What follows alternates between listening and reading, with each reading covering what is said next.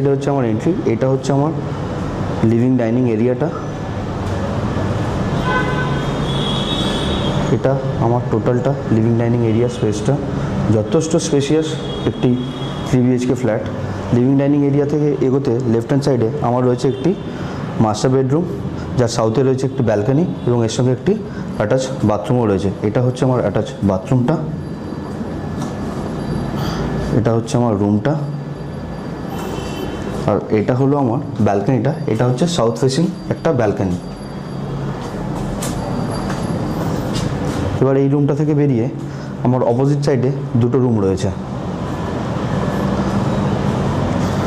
Right hand সাইডের রুমটা হচ্ছে এটা, এটার সঙ্গেও একটি অ্যাটাচ ব্যালকনি রয়েছে, যেটা মেন রোড NSC বোস রোডটাকে ফেস করে, এবং এর উল্টো দিকেই রয়েছে অশোকনগর পার্কটা, যেটা আমি ছাদের উপর থেকে আপনাদেরকে দেখাচ্ছিলাম। এবং এখান থেকে গাড়িগুলো